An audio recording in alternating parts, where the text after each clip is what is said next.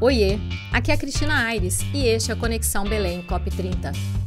Todas as quartas-feiras teremos um encontro marcado para conversar sobre temas relacionados à COP30, Conexão Belém, que vai acontecer em novembro deste ano.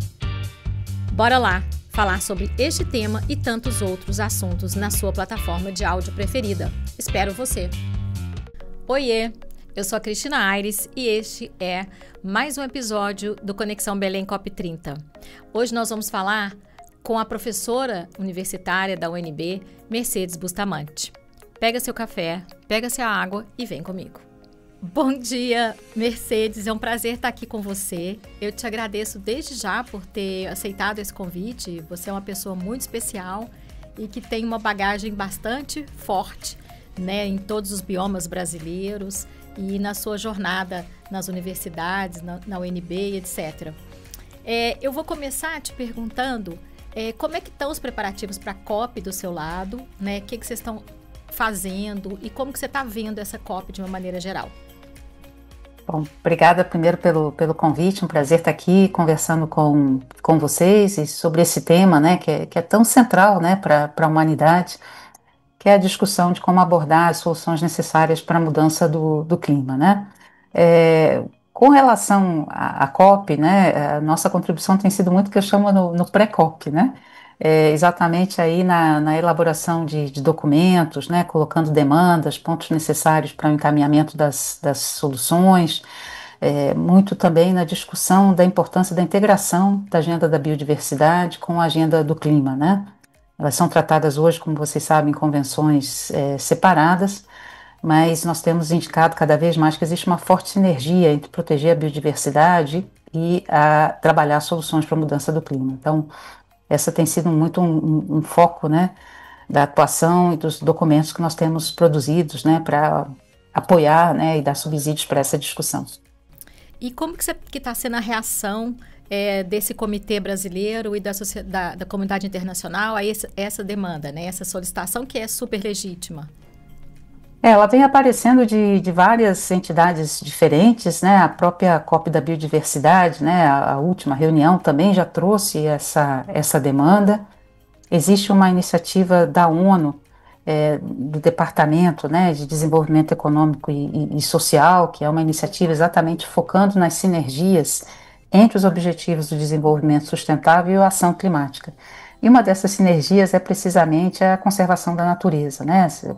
Vocês sabem que existe um conjunto, né, de Objetivos do Desenvolvimento Sustentável que estão ancorados na proteção da natureza, dos recursos hídricos, né, da conservação da biodiversidade, e daí a importância de associar desenvolvimento humano com sustentabilidade à ação climática. Então, eu diria que a gente tem vozes muito potentes, né, que vem trabalhando nessa discussão também. Você pode citar para a gente quais são os documentos que vocês já fizeram até agora, elaboraram com pesquisas, etc., e com a contribuição de vocês para a COP?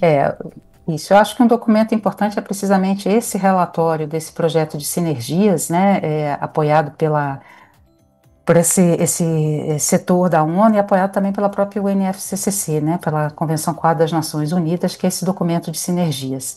Esse documento de sinergias, ele foi apresentado em julho desse ano, também num evento da ONU, e foi agora trabalhado com um documento integrado que vai ser lançado também agora, essa semana, em Nova York, né?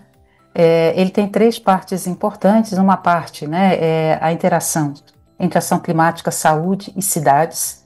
Então, mostrando que uma ação climática, sobretudo naquela que olha as áreas urbanas, né, elas podem representar um incremento muito grande dos benefícios para a saúde humana, no controle da poluição, da qualidade de vida, né, da questão da redução das ondas de calor, né, e vários outros processos estão associados a problemas graves de saúde e mortalidade. O segundo componente é um componente que olha o setor econômico, a parte financeira e, sobretudo, o setor de seguros.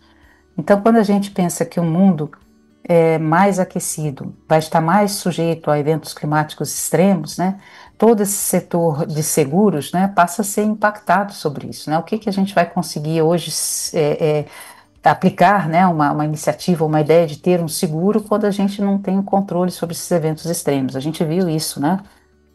nos incêndios da Califórnia, né, onde as perdas materiais foram muito expressivas, e o que que isso significou de impacto para o setor das seguradoras.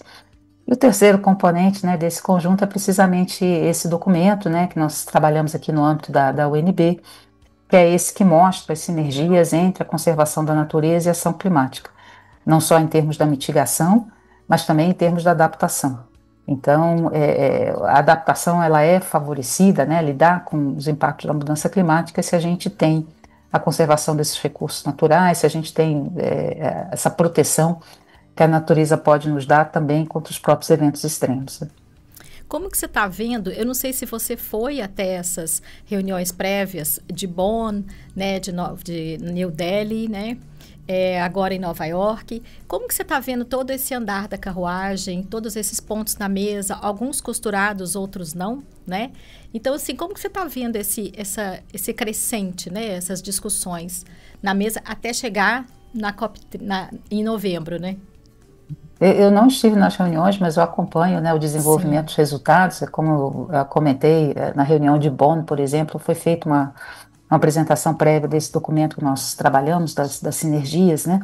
Essas reuniões, elas são muito importantes, porque a COP, para ela ter sucesso, ela já tem que vir com uma série, como você mencionou, com uma série de acordos, ou com entendimento muito claro de onde os principais desacordos estão, porque é ali que vão se concentrar as energias para que isso possa ser resolvido naquele momento da reunião.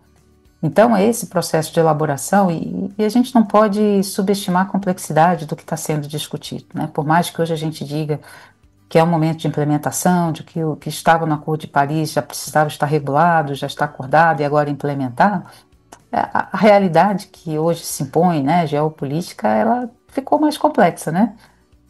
A gente percebe que uma superpotência, né, como os Estados Unidos no quadro atual, negar a mudança climática é algo extremamente preocupante. Mas eu também sempre falo que a natureza não gosta de vácuo, né? Então a gente espera que esse vácuo de liderança seja ocupado, né, também por outras lideranças importantes e que consigam fazer essa agenda caminhar apesar dos percalços. Então há uma grande responsabilidade sobre a COP30. Eu acho que isso a gente também tem que ver com muita clareza, por estar trabalhando num quadro muito mais desafiador, mas eu acho que é isso. O desafio está aí, ele precisa ser enfrentado, né? Exatamente. Então, vamos torcer aí para que os nossos negociadores, e Brasil tem um quadro, uma tradição de negociadores do clima com muita habilidade, Sim. com muita capacidade de fazer as costuras adequadas. É uma voz também que é ouvida tanto no mundo desenvolvido como no mundo em desenvolvimento. Eu acho que isso é um ganho, né, para o Brasil, é um ativo, né, essa capacidade de ser ouvido por diferentes interlocutores. E sabemos que não vai ser fácil, mas eu acho que temos que ir com as melhores armas disponíveis, né? E nesse caso, a melhor ciência disponível. Exatamente. Eu também a gente sabe que não só os Estados Unidos saiu, né, do acordo, mas há muitas guerras, né? Muitas guerras, conflitos inúmeros no mundo, né? Mais de 150 conflitos acontecendo. A gente às vezes fica fora disso, mas na África tem milhares de acontecimentos, né? Centenas deles. E agora com Israel e também com a Rússia e a Ucrânia. Assim, como que você vê? Porque a gente dá passos para frente, né, através da convenção, etc., e dá passos para trás, porque é a reconstrução de países, né, que está aí, e também há uma destruição que causa, né, há uma destruição que causa também destruição ao meio ambiente. A gente não pode também ignorar isso, causa doenças, poluição, traz muita coisa ruim para as pessoas, né, porque tem muita gente morrendo nessa guerra, muita gente desabrigado, né? Tem desabrigados climáticos também que a gente fala. Então, como que essa convenção está tratando isso, né? Como que o clima vai conseguir, de alguma forma, tocar nesses pontos? Infelizmente, a gente nunca viveu num mundo completamente isento de conflitos, né? Alguns talvez ganham mais páginas nos jornais e outros menos, né? Mas é óbvio que a gente vê com extrema tristeza e agonia, né? O acirramento, né, desses conflitos e, sobretudo, o sofrimento que se abate sobre a população civil, né? sobre a fração civil dessas sociedades e sobretudo, por crianças, né, as novas gerações que deveriam estar sendo as mais protegidas, né. Agora, é preciso pensar que, bom, e como você mencionou, é muito importante, né, as guerras também são fatores de emissão de gases de efeito estufa, são fatores que implicam na destruição do meio ambiente, né, e na depressão de recursos naturais, né. E, adicionalmente, você tem também todo o investimento que é feito, né, em defesa, que poderia estar sendo aplicado para outros dos nossos grandes dilemas existenciais, e ao mesmo tempo se sabe que depois virá um esforço de reconstrução também. Então, é isso, há uma divisão da atenção e dos recursos. Por outro lado, a gente precisa pensar também que num mundo que não seja capaz de lidar com a questão climática, a tendência é que os conflitos venham a se acirrar. E vão se acirrar porque, como você mencionou, nós vamos ter mais grupos de populações e grupos sociais em movimentos migratórios, porque as condições não são adequadas e isso acirra conflitos. A gente vai ter mais competição por uso de recursos, como, por exemplo, água. Então, a gente vê também que, e também a própria, se a transição energética não for feita de forma adequada, dentro dos conceitos de justiça social e climática, até um acirramento pelo uso de recursos minerais necessários para a transição energética, né? Então, o mundo, infelizmente, né? A gente não vai dizer, eu agora vou lidar com esse problema, e aí quando eu resolver esse aqui, eu agora vou abordar esse aqui. Não tem como. Nós vamos ter que resolver tudo junto e misturado, como dizem por aí, em paralelo, mas sem desviar também do foco de que não resolver a questão da mudança climática agora. Eu falo, a gente já não tem mais tempo de espera, né? Então, o quadro é complexo, mas não pode nos impedir de atuar, porque tempo passou a ser uma das variáveis mais importantes nessa equação. Então, não há efetivamente tempo a perder, porque senão essa janela, que não é uma janela de oportunidade política e econômica, é física, por assim dizer, né, de quantos gases de efeito estufa a gente coloca na atmosfera, o tempo que eles vão ficar lá e a nossa possibilidade de fazer. Depois isso descer e permitir que a gente tenha um resfriamento do planeta, né, ou diminuir o potencial de aquecimento. Então, a gente começa a enfrentar barreiras que são duras, né, nesse sentido, que não são resolvidas por acordos políticos, porque o que está emitido vai ficar na atmosfera. Então, para os tomadores de decisão, mas, sobretudo, eu acho que para a população de uma forma geral, eu sempre falo, Cristina, a gente tem que ter muito cuidado como a gente passa essa mensagem. Porque não colocar uma cortina de fumaça sobre uma realidade que está aí, mas ao mesmo tempo não desesperançar a ponto de que a reação seja não fazer nada porque não tem como atuar. Então, eu acho que esse é o balanço que a gente precisa fazer. Vamos em frente, né? Isso, exato. Ainda que talvez não na velocidade que a gente gostaria. Mas eu falo, o vetor, né, tem que estar na direção correta. Sim. Precisa acelerar quando as condições estiverem mais adequadas, mas não nos mover agora na verdade, andar para trás, né? Sim, sem dúvida. E falando sobre tudo isso que a gente acabou de falar, né, sobre todo esse ambiente mais hostil que a gente está vivendo, né, tanto político, né, quanto dessas guerras, etc., quais são os resultados dessa COP que você espera?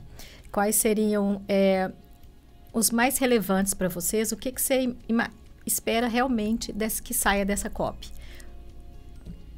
O que eu estou esperando com mais ansiedade, é o que teria que vir antes, né? A gente gostaria de já ter todas as NDCs submetidas para, inclusive, ter uma perspectiva de, olhando o que está prometido, isso sem falar ainda no que efetivamente vai ser feito com as promessas, né? Mas ao olhar as promessas e os compromissos, né, nos documentos nacionais, fazer essa conta do quanto que o esforço comum vai nos colocar mais próximos da meta do Acordo de Paris até 2100. Então, existe um pouco essa ansiedade na comunidade, né, associada um pouco ao atraso das submissões, e que talvez, a depender, né, nós já estamos aí há algumas semanas, na verdade, da COP somente, né, a hora que todos esses documentos entrarem, muito rapidamente essa mobilização para entender o que está ali prometido e como isso vai se transcrever na proximidade da meta, ou se a gente vai estar se afastando dessa meta colocada no Acordo de Paris. Então, acho que essa vai ser a grande questão, vai ser muito definidora dos rumos da COP. Porque se, com tudo que tiver na mesa, prometido até lá, a gente não estiver ainda próximo da meta, a mensagem principal da COP vai ser aumentar a ambição, que é esse o mecanismo, né, previsto no Acordo de Paris, de ambição crescente. Então, como é que a gente faz para colocar, né, essa ambição e fazer com que esses compromissos, na verdade, sejam reformulados no sentido de nos aproximar dessa meta?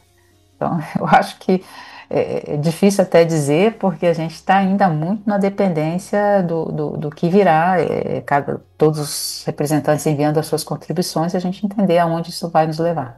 Eu vi ontem, uma notícia de que realmente ainda não tá todo mundo, né? São poucos países ainda que já apresentaram suas ambições. Então, isso também é um desafio, né? Quando eles vão apresentar, e como você falou, depois que apresentarem, se vão cumprir realmente, se são suficientes ou não. Né? Então, acho que tem esse grande question mark aí para ser ainda desvendado. O próprio painel da ONU para o meio ambiente, né, o programa, né, o PNUMA, né, ele tem esses relatórios, né, que são a gente chama os gap reports, né, os relatórios que apontam qual é a lacuna, né, entre o objetivo e a ambição colocada pelos países, né. E que está difícil de fazer esse relatório porque precisa de ter, né, a indicação de que é realmente o que está prometido. Lembrando que se a gente fosse considerar submissões anteriores, o que estava colocado na mesa nos colocaria até 2100 com um incremento de cerca de 2,7. Sim, eu lembro. Quer dizer, então, e por isso que foi dado o aviso, tem que fazer mais, tem que fazer mais, tem que fazer mais rápido, né? O net zero é importante, porque muito provavelmente a gente vai precisar de emissões negativas. O que significa? Não é só contrabalançar o que foi emitido, mas também entrar naquele processo que a gente chama de emissões negativas, né? Então, vou ter que agora sequestrar mais para compensar o que está sendo emitido e o que já foi emitido no passado, né? A gente lida com as emissões futuras, as do presente e as do passado. Então, por isso que eu acho que há essa ansiedade e essa demanda. O Brasil tem colocado isso, a presidência brasileira da COP, né? Da importância de que os países façam as suas submissões a tempo da conferência poder se debruçar sobre esses documentos. Sobre esses documentos, sim, porque aí seria perfeito, né? Para que a COP possa ser realmente efetiva e se discutir isso ali, né? Exato, né? A gente entender, a ação é global, mas todo mundo vai dar sua contribuição, né? Sem dúvida. E Mercedes, qual que você acha que é o legado, né, que essa COP vai deixar para a Amazônia e para o Brasil? O que você acha que a gente pode tirar daí, pode ser deixado? A gente, infelizmente, está vendo um pouco essa mistura dos canais, né, por todas as dificuldades de logística, né, de organização de uma conferência desse tamanho, em Belém. Eu sempre falo que é uma pena a logística, de certa forma, ou as dificuldades de logística ofuscarem o tópico principal da conferência. Mas eu acho que ela tem um mérito muito grande. Se você olha as conferências anteriores, né, todas realizadas em países que dependem muito, né, da questão dos combustíveis fósseis, e essa ser realizada num país que tem uma extensão de florestas tropicais tão importante, que é um motor do ciclo global do carbono, é um componente central do ciclo hidrológico. E talvez, eu acho que as pessoas, delegados, etc., dos países, a gente fala tanto de justiça climática, né, verem em loco o que é a injustiça climática, né? E quais são os problemas, né, do mundo em desenvolvimento, né? E também a gente não está falando só das desigualdades entre países, né? A gente está falando para o Brasil também se entender como um país desigual e que precisa lidar com as suas desigualdades, né? Então, talvez as limitações que hoje são colocadas com relação à cidade de Belém não é um problema da COP, é um problema do Brasil, né? Sim, é a verdadeira face do Brasil, está, né? Assim, fecha os olhos para o problema do saneamento básico nas cidades brasileiras. Sim. Né? Isso é uma coisa que nós brasileiros aceitamos que seja assim. Então, talvez possa servir para o Brasil também ter um quadro, né, da sua realidade quando ele é visto por olhos internacionais, né? Às vezes alguém de fora que olha, nossa, mas isso está acontecendo na cidade brasileira, num país, né, que é uma das principais economias do mundo. Então, às vezes é bom para a gente também olhar, realmente, a gente não deveria admitir isso, né? A gente deveria ter olhado com mais cuidado e Belém não é diferente de muitas das cidades brasileiras, né? Na questão das suas desigualdades de moradia, na dificuldade da mobilidade urbana, na questão do acesso ao saneamento básico. Então, ali é um reflexo de muito do que são as nossas áreas urbanas e periurbanas, né? Exatamente. Se a gente for a São Paulo, também tem cidades assim, Exato, né? exato, São né? Paulo, um grande As, centro, as desigualdades que estão ali manifestas também no são Rio de incríveis. Janeiro No Rio de e tudo Janeiro, em isso. Então, você Minas, fala, podia ter ido para uma outra cidade. sim, Esses problemas também estão nas outras estão nas cidades, outras né? cidades. É, Talvez tivesse minimizado algumas das questões, mas é importante a gente dizer, olha, que eu acho que esse é o desafio. Nós temos que lidar com a questão climática como uma forma de estabelecer um novo modelo de desenvolvimento. Porque lidar com a questão climática vai depender. Poxa vida, eu tenho emissões que vêm oriundas da falta de tratamento de resíduos, né? Disponibilizar água limpa e de qualidade para a população vai se tornar um problema ainda mais crítico no quadro de mudança climática. vai. Então, ela vem realçar, né, É, todos os exatamente. problemas que a gente já tem. É. Então, eu acho que a gente precisa ter, e se olhar no espelho com relação a isso, pode ser uma coisa positiva. Sim, se a gente pensa no Japão, por exemplo, no Japão não se É, constrói, não se diz que a cidade é cidade enquanto não tem né, um esgoto tratado, uma água tratada. Então é outra lógica, né? A gente está do lado ao contrário, onde as cidades foram sendo construídas assim à revelia, né? e a gente continua replicando, né, Esse esse modelo. modelo de urbanização, né? O Brasil foi um país que fez essa transição rural-urbana muito cedo, né, quando a gente compara com outras regiões do mundo, mas em condições muito pouco adequadas. Então, a falta de planejamento, né, e cidades, como eu falei, é muito interessante, voltando àquele relatório que eu comentei das sinergias, né, que ele deixa bem claro, as cidades são o epicentro na questão da mudança climática. Por quê? Porque concentra a maior parte da população, né, está nas cidades, né? A gente vê esse esvaziamento do campo, porque a agricultura se mecaniza, mas mesmo os países que ainda têm uma fração de população rural significativa, o movimento de urbanização está acelerando, né? Então as cidades, elas vão ser esse local onde você concentra um grande número de pessoas e é importante que ali seja também o celeiro das soluções, né? Então, eu espero que isso sirva para que as cidades brasileiras se olhem e falam, esse modelo de desenvolvimento que a gente adotou, ele já não é mais vigente, né? Ele prescreveu. E ao prescrever, a gente precisa criar um outro, né? E aí, para criar outro, ele tem que ser realmente inovador. Ele tem que ser um projeto que eu sempre falo que a gente tem que ter o farol voltado para frente. Não adianta ele olhar para o retrovisor, né? Porque o mundo de ontem Já ficou ficou para para lá, né? trás. É. Ficou para trás. Então, se eu vou construir, se eu vou planejar infraestruturas que têm que durar 50, 70, 100 anos, elas têm que ser projetadas e pensadas para o mundo de amanhã, né? Sem dúvida. Mercedes, eu queria te agradecer muito por esse bate-papo muito informativo, muito denso. E eu queria te deixar para você um espaço para você falar alguma coisa importante da UNB, um projeto que você esteja fazendo, alguma coisa que você queira chamar a atenção, né, das pessoas nesse momento. Cristina, acho que o ponto que eu tenho insistido muito é que as universidades hoje elas vão ter um papel muito importante, né? São duas pautas que eu acho que a educação ela precisa avançar. Uma é a gente entender como a questão da mudança climática, da natureza, impacta nos direitos fundamentais, nos direitos humanos. Então, o nosso papel na educação para os direitos humanos, integrando o componente da natureza, que nós não somos a parte dessa natureza, nós somos um componente dessa natureza, é muito importante. E a outra é o papel, como as universidades são formadoras de todos os outros profissionais, que ela tem na educação climática. Então, se a gente quer que essa educação climática chegue às escolas, para tornar as comunidades mais resilientes, né? As crianças são replicadoras e são motivadoras de modificações nas próprias famílias, né? Os professores que educam essas crianças têm que estar educados sobre a questão da mudança do clima.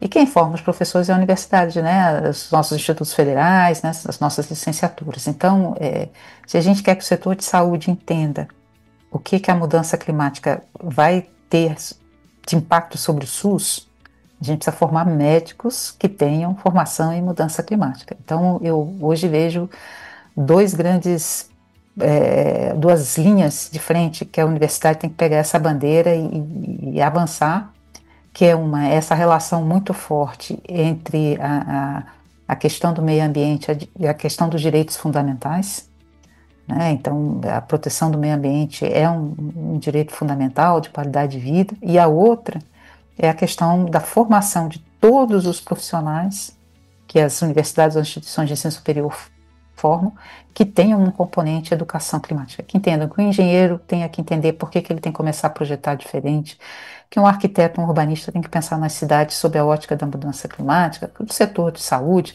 Então, todas essas questões da engenharia de produção, como é que a gente torna a economia mais circular. Então, esses são dois componentes, eu acho que curriculares, que têm que ser universalizados dentro das universidades. Então, eu acho que talvez seja essa o que a gente mais possa contribuir nesse momento, né, na formação dos presentes e futuros profissionais. Sim. Muito obrigada, Mercedes. Foi um prazer falar com você. Imagina. E a gente fica em contato com certeza.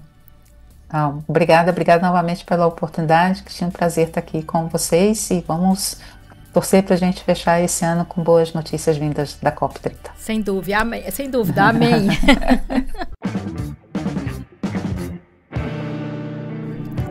Você acabou de ouvir o podcast Resustentare, que sai toda quarta-feira às 19 horas.